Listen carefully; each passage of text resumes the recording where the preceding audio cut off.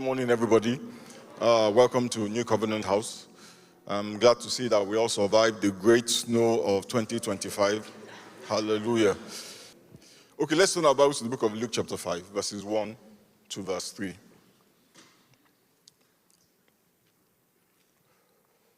So it was, as the multitude pressed about him to hear the word of God, that he stood by the lake of Gennesaret, and saw two boats standing by the lake, but the fishermen had gone from them and were washing their nets. Then he got into one of the boats, which was Simon's, and asked him to put out a little from the land. And he sat down and he taught the multitudes from the boat. In verse 2, the Bible says, Jesus Christ saw two boats standing by the lake. But the fishermen, they had gone from there and they were washing their nets. Amen? Last week, Sunday, and New Year's Eve, we read these verses of scripture. We read all the way to verse 11. We talked about how Peter had spent all night trying to catch fish, and he had failed. He caught nothing. He admitted. It wasn't like somebody was assessing him and saying, Peter, you're a failure. It was Peter looking at the results, the results of his labor, that said, I had toiled all night and I caught nothing. He had worked all night and he had nothing to show for it. And if we're honest, many of us here know what that feels like. You work hard to get a certification, but then you can't get a job. Work hard to get a promotion. Promotion time comes, but you get nothing in spite of all the hard work, in spite of your diligence, in spite of showing up early, leaving late, in spite of taking on extra assignments, in spite of being the best team player on the team. And at the end of the day, they tell you, well, let's talk about this again next year. And it's not because you're lazy, and it's not because of a lack of effort. Somehow, things just don't always go as planned. And that is how Peter must have felt. Tired, frustrated, but rather than go home immediately to go and lick his wound, feel sorry for himself, whine, throw a pity party, the Bible says he sat down and washed his nets. He started to wash the nets. And the reason why he had to wash the nets was because he needed to prepare for the next time he went fishing. He did not know he was going to meet Jesus, right? He prepared because he was a fisherman.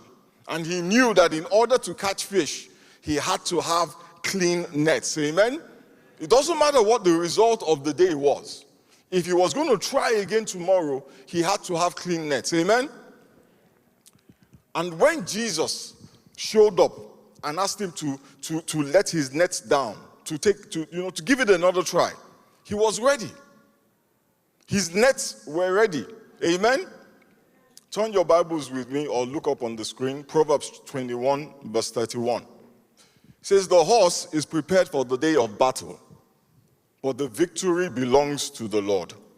Anybody knows with sense that victory is a process that must start with preparation. The Bible says that a horse is prepared for battle. The horse is prepared for the battle before the battle starts. Amen? If on the day of battle you decide on that day, when your enemies are knocking on your door and arrows are flying, that it is on that day that you are now going to go and get your horse, train your horse, teach it about warfare, and then go and fight your battle. Chances are very high that you will not be victorious. God, there's this thing that they say that God helps those who help themselves. That's not scriptural. Yeah? God will help the helpless. But God does not reward slothfulness or laziness. Too many times, right, we run away from doing something necessary to advance our goals because it is hard. On the premise that the Lord will do it for us. Not because we can't do it ourselves, not because we're helpless, but because it is hard. It is too hard. So let me outsource it to God. Let me tell you something, my brothers and sisters. There are some things that God will not do for you. There are some things that the Lord will not do for you. If he has given you the capacity to do it, he will not do it for you. No matter how unpleasant you find it, no matter how uncomfortable you think it is, if he has given you the grace to do certain things, I promise you he will not do it for you. Let me give you an example. God will not forgive for you. And forgiveness is one of the most unpleasant things you can do if you have been hurt. But the burden to forgive rests on us. We can ask him to help us. But we have to make that choice. We have to have the conversation. We have to do whatever it is that is necessary if we want to forgive. There are some folks who are waiting in their kitchens, and some in their bedrooms, and some sitting down playing video games, that somehow they will get married. They will not go outside and socialize, because socializing is hard. God is not going to socialize for you. Seriously. God is not going to socialize for you. And let me tell you something, my brothers and sisters, particularly my sisters, no shade here, just facts. No shade. No shade intended. But if the sun disappears, well. See, God is not going to make a man for you. The last time God gave birth to a fully grown man was Adam. That means that whoever it is you're going to marry is already alive. No, he's already alive. And is already, short of you going to jail for child abuse, a fully grown adult and formed. If you are going to meet your spouse, male or female, you got to get out of your house. You just need to move your behind out of your house and go and meet people. Are you shy? Too bad. He said, Pastor, I'm shy. Okay, that's fine. It's okay. You can be shy. But when somebody says hello, you better say hello back.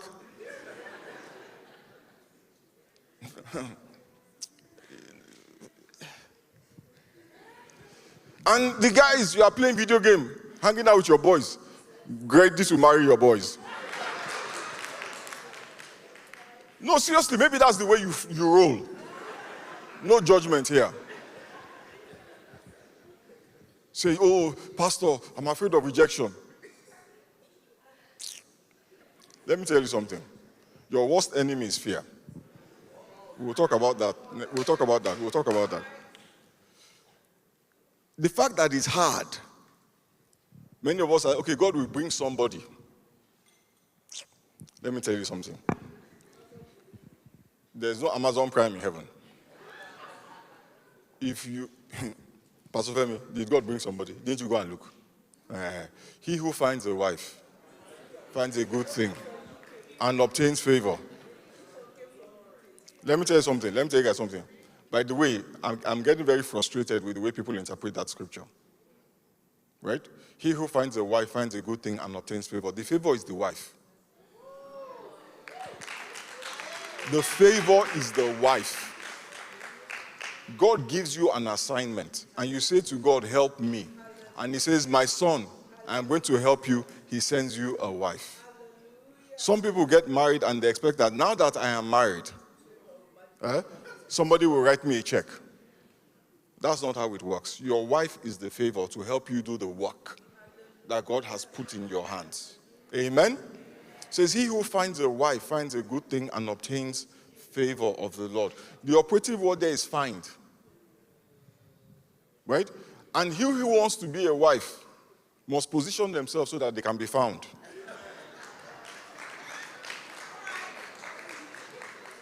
A woman by the name of Ruth, read up about her.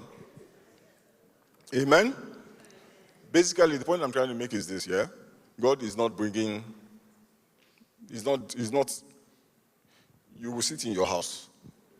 You will sit in front of your computer console and expect God to do the work that he has given to you to do. That's not how it works. Amen? We keep wanting miracles, not because the situation is impossible, but because the work is hard. We want a miracle because we do not want to do the work. Have you noticed those kind of miracles, they rarely happen? In Proverbs chapter 20, verse 4, let me show you something. Say, a farmer that is too lazy to plow his fields at the right time will have nothing to harvest. I'm not sure if you know this, but plowing is what a farmer does to prepare. Plowing is the first step towards fruitfulness. It is what he does to prepare to have a harvest. It is when he clears the land of all the weeds, of all the thorns, of the rocks, of everything that will hinder his harvest. Amen? For a soldier, a cavalry officer, preparation means getting the horse trained, getting the horse ready. For a fisherman, preparation is cleaning his nets. 2025, you have to do the work. You have to prepare. You have to do the work of preparing the horse for battle. You have to do the work of cleaning your nets and plowing your fields. The Bible says in Jeremiah chapter 4, verse 3, "For thus saith the Lord to the men and women of New Covenant House, break up your fallow ground. Break up your fallow ground and sow not among thorns. If you do not plow the ground before you sow, the seeds, your crops will grow amongst thorns and weeds and will choke the life out of your effort. And then they become extremely unsuccessful." Amen? And last week we started this conversation about preparation. I talked about the preparation for a fruitful year. And what we did last week was that we looked at the spiritual aspect of your preparation. We said you had to seek God's plans and purpose for your life, for you, for your family, and for the year. For you, for your family, and for the year. Many times I have guys, men, say to me that, "Man, PF, my wife is giving me trouble. But my wife, she just does her own thing." And I'm like, does your wife know the vision for your family? Have you shared with your wife the vision for your family? Or are you expecting her to submit to your whims, your desires, your caprices? Have you shown her a place in your vision for her? Or are you just expecting her to come along, follow you, to where? To go where?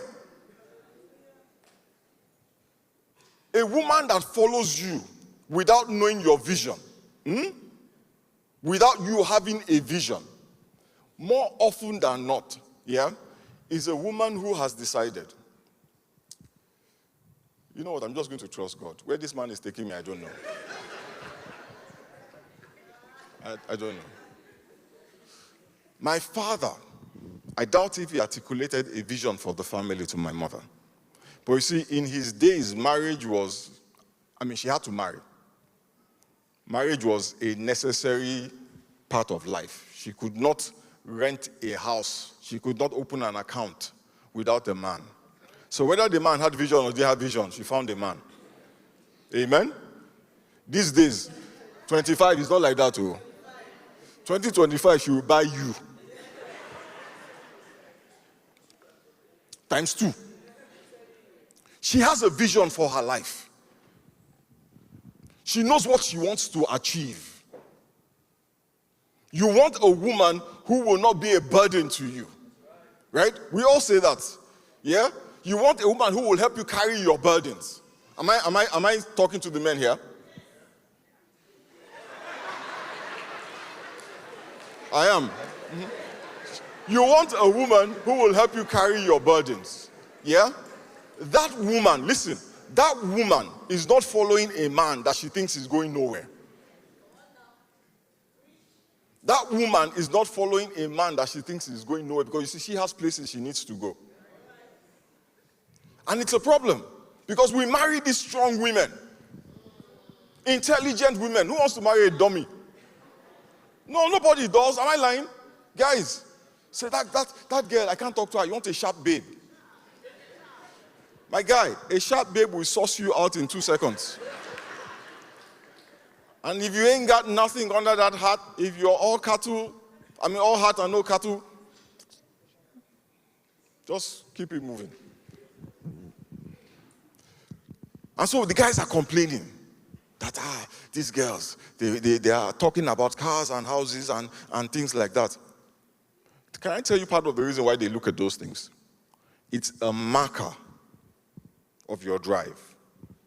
It's a marker of your sense of ambition. It's a marker of your sense of achievement. The fact that somebody asks you, do you have a car, doesn't mean they're materialistic. When you see a 45-year-old man not driving a car, it's a fair question. Chances are the person asking you can buy 10 cars. Am I lying? Huh? She can buy you and your whole family cars. So it is not about the car. Guys, understand. She's not looking for your money. She's looking for somebody who will bring vision, direction.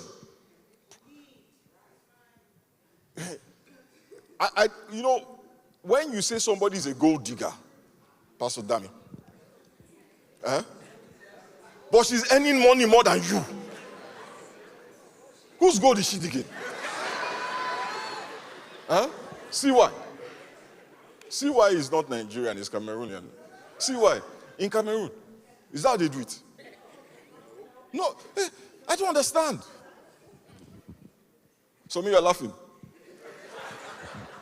If somebody asks you what you do for a living, why do you get defensive? And assume she's looking for your money. Somi, how much are they paying you? The person that is asking you how much they are paying you can pay your salary for the next 5 years on their savings.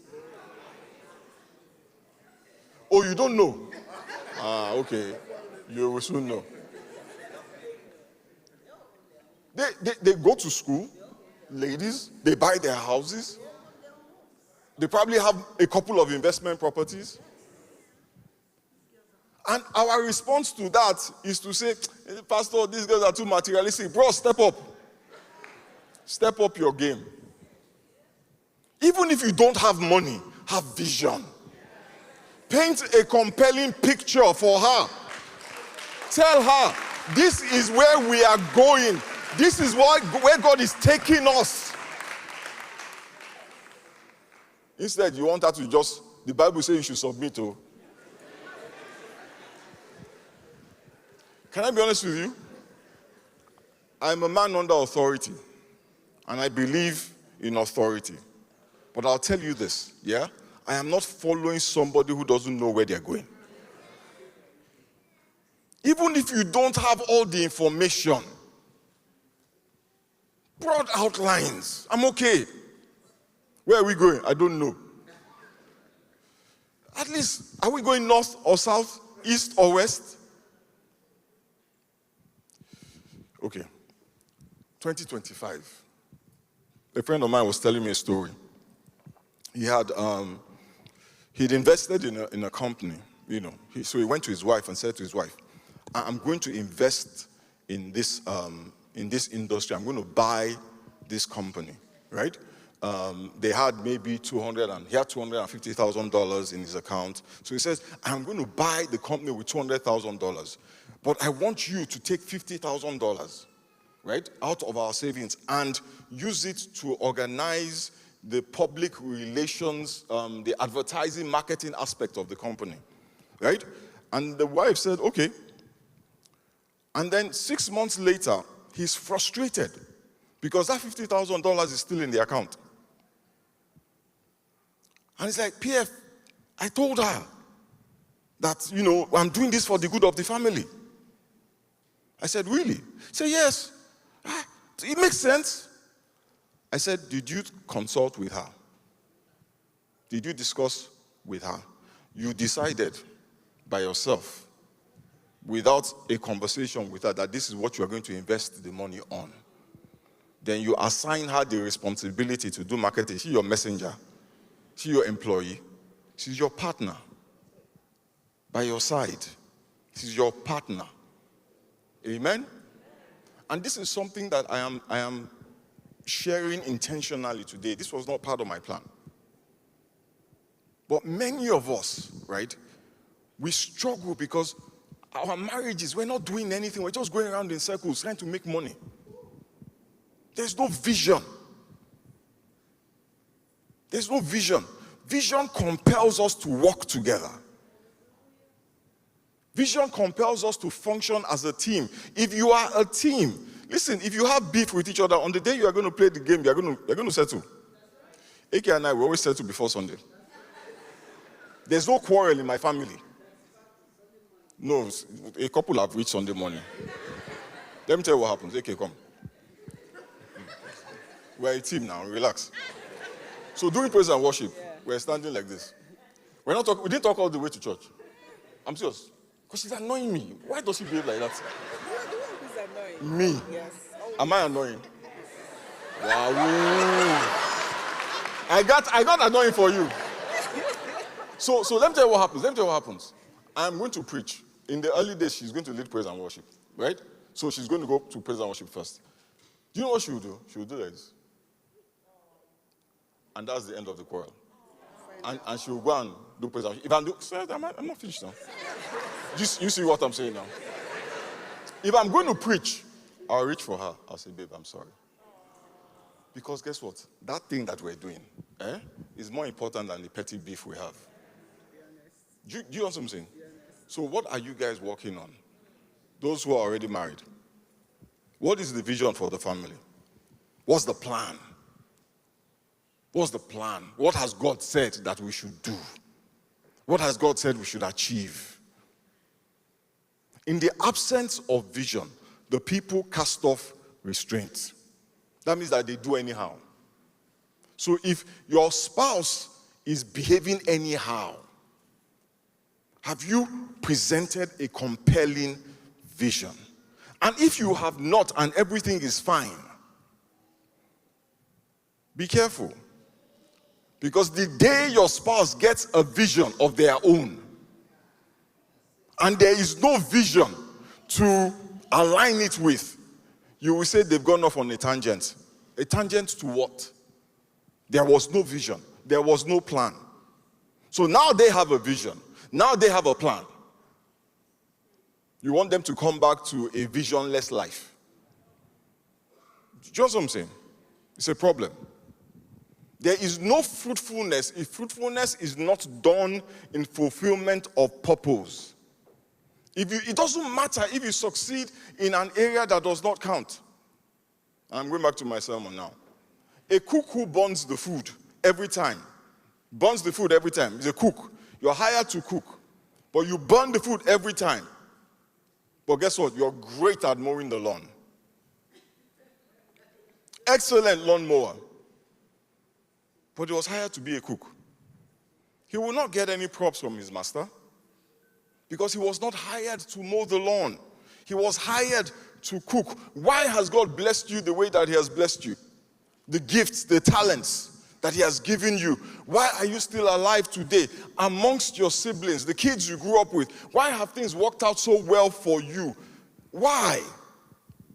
Some of us ask these questions and we come up with the wrong answer, but the only right answer is what Mordecai said to Esther in Esther chapter 4 verse 14. It says, if you keep quiet at a time like this, God will do what God is going to do. Who knows if perhaps you were made queen for such a time as this. Esther was so busy enjoying being queen, she had forgotten that she too was a Jew. That there was more involved in her being the queen than her comfort. She was so comfortable, like many of us, and had become deaf to God's purpose for her life. It took her uncle Mordecai threatening her for her to open her eyes. Don't wait until something threatens you to connect with God's purpose. The second thing we talked about last week was prayer. You have to develop a habit of prayer. Not a habit of lecturing God or bombarding heaven with a list of the same prayer requests day in and day out. If every time your child saw you, all they did was ask you for the same thing, over and over and over again, even after you have told them you will do it, that is not communication, that is harassment. That is not prayer. You know, some parents will tell you, there's an event, they want to take a vacation with their kids. They don't tell the children until the night before. Why? Because of harassment. That's why God also answers some of us. Because we will keep. Guys, prayer is communication. It is a two-way street. Right now, truth be told, for most of us, it is a one-way street. If you do not hear God, make the effort to learn how to hear God. It is not wise to say, I don't hear God, though. You people that you hear God, please go and pray. I don't know what you people are hearing. If you are a child of God, if you have the Holy Spirit, I want to tell you something today that you may not have heard before. You hear his voice. I can swear on it. You hear his voice. Because the Bible says in the book of John chapter 10 verse 27, my sheep hear my voice, and I know them, and they follow me. So you do hear his voice.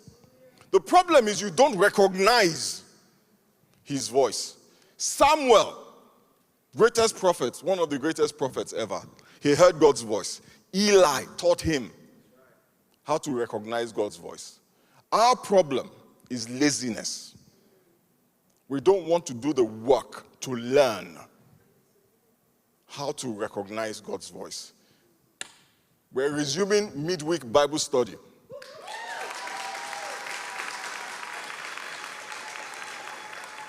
Hallelujah, in February.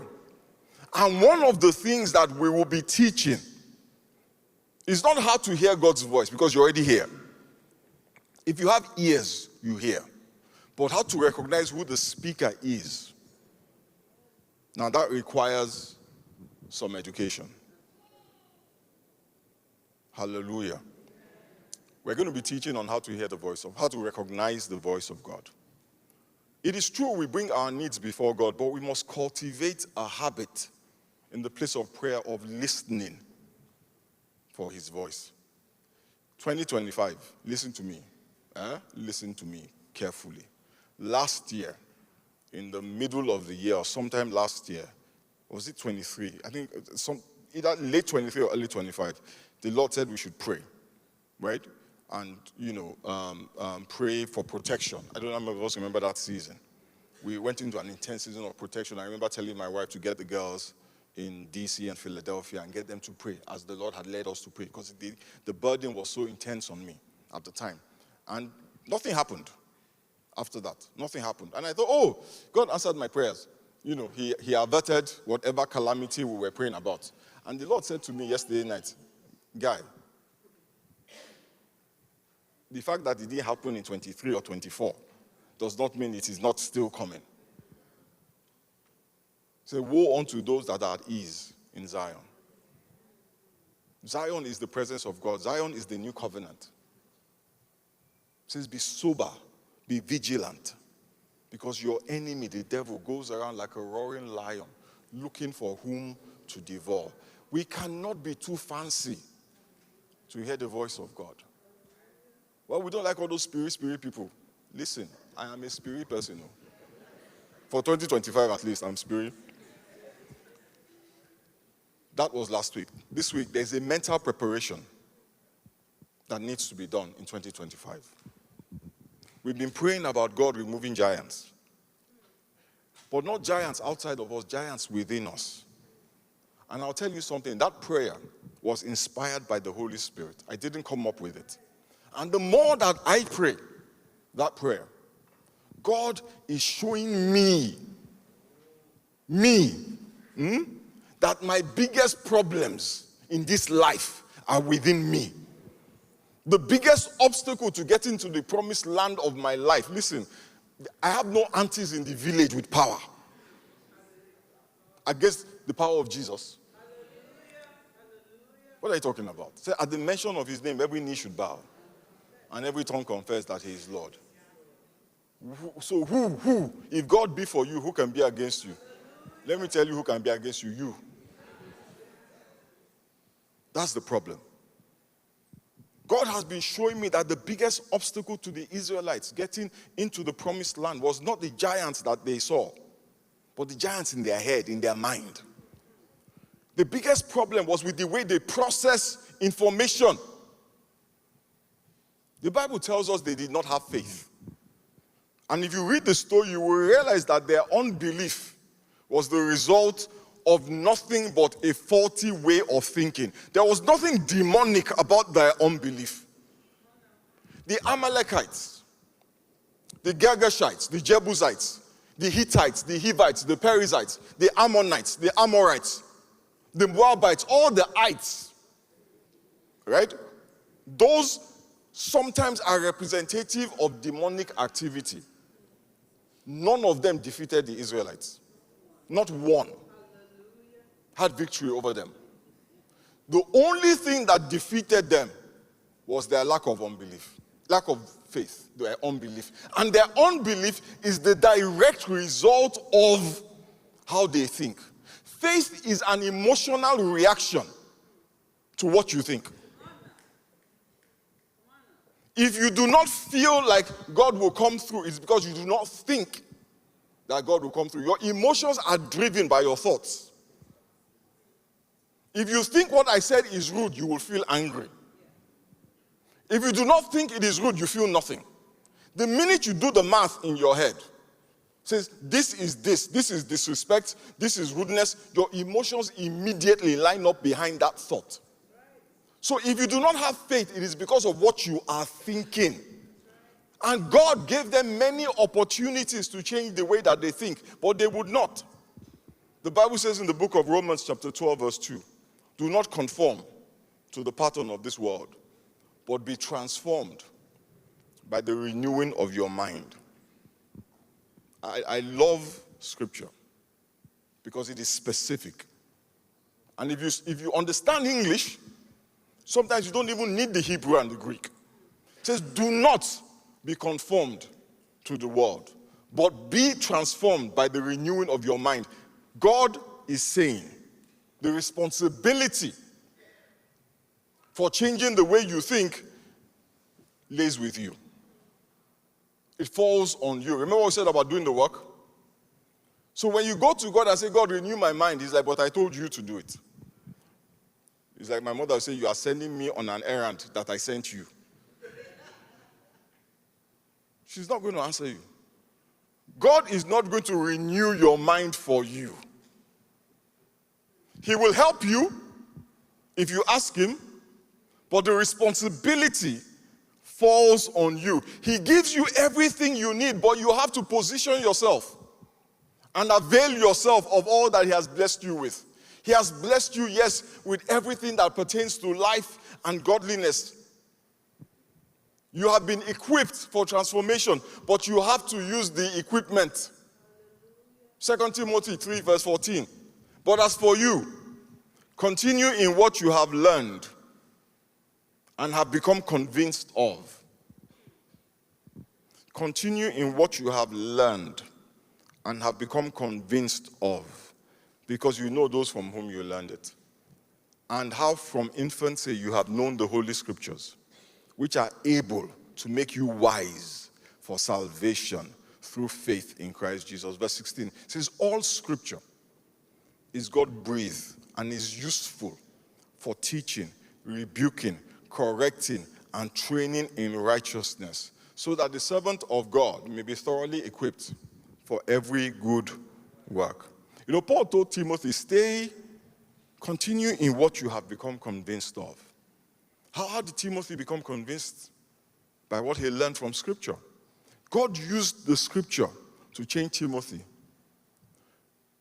Now let me say this Pay attention to this part. If you don't remember anything I said, remember this part. God used the scripture, to change Timothy, but that only happens if you approach the scriptures with the right heart posture. Do you look at the Bible as a resource to help you stay happily married? Or do you look at it as a revelation of Jesus Christ? Do you look at the Bible as a resource to help you get rich? Or do you look at it as a revelation of Jesus Christ? See, we were taught that the Bible was a manual on how to do life. Two things can be true, but the Bible is more than that. And many of us have struggled because there are many situations that we confront that the Bible does not directly speak about. Am I lying?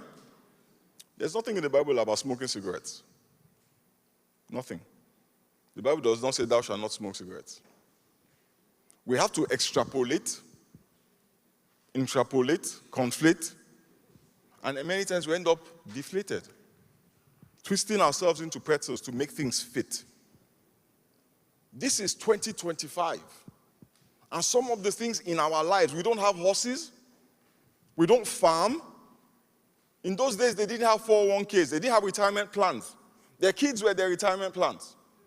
They didn't have social media. Is that a sin? Is it not a sin? What they taught us was not wrong. Two things can be true at the same time. But it is not complete. Because if you read it just like a manual to do life, to get rich, to be happily married, you will know how to do life. You will know how to be happily married. You will receive knowledge, but you will not be transformed. The knowledge will not change you. Amen? Knowing how to be happily married does not automatically translate into being happily married. Becoming a member of a gym does not translate into losing weight. Putting into practice, Ladi, you're laughing. You know, you have to do that orange theory. You can't just join. You know, as you are paying them your dues, your bank account is losing weight, not you.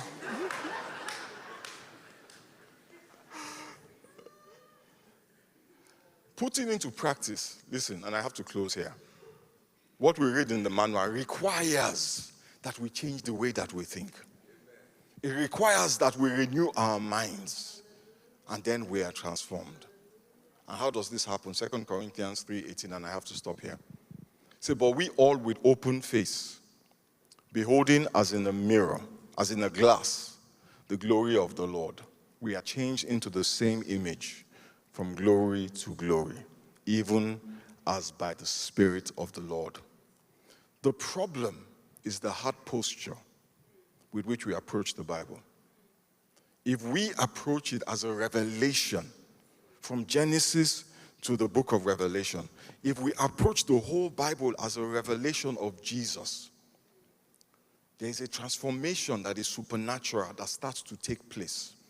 And the things that we can do that it reveals to us, we're now able to do those things. Next week, I am going to talk very specifically about some of the giants in our heads that have now bled into our hearts. You know, the thing I found out, I didn't study psychology, but I wish I had. I studied philosophy. It's a poor substitute for psychology. Because philosophy is just, old men with gray beards asking themselves, why?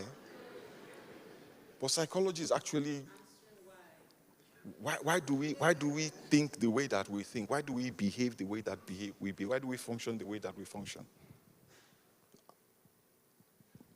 The way that you think influences the way that you feel. The way that you feel determines what you do. Many of us are stagnant. Many of us are failing. Not because of the lack of opportunity, but because our processing system there are viruses. We need to get antivirus software. Next Sunday, the title of the sermon is Antivirus. And I'm bringing a list of viruses that have been crawling around in our heads. Amen? So when you come to church next Sunday, it's going to burn small. It's going to sting small. So get ready. Put on your big boy pants and your big girl pants, because I'm going to be speaking some truth to some of us. We have problem, or you don't know. Let us rise to our feet and close the service.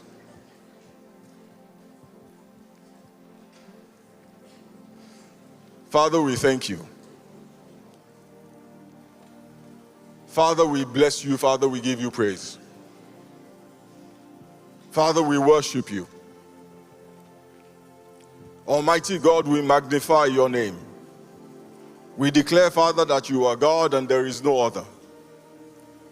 You are the Alpha and the Omega. You are the first and the last. You are the one, Father, who knows the end from the beginning, and there is nothing that is hidden from your eyes.